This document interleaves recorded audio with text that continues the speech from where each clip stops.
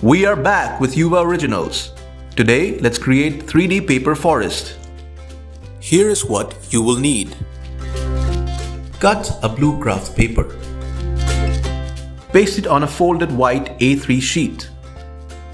Fold the blue craft paper in half. Mark lines at 10 cm, 5 cm, 6 cm and 7 cm intervals. Cut and fold alternatively along the marked lines. Paste it on the glue craft paper.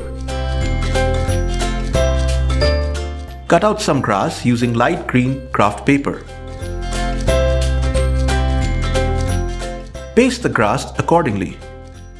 Cut out flowers, clouds and butterflies. Paste these elements on the folded glue craft paper. Your 3D paper forest is ready. Join us again next Saturday for another easy Youva Originals tutorial.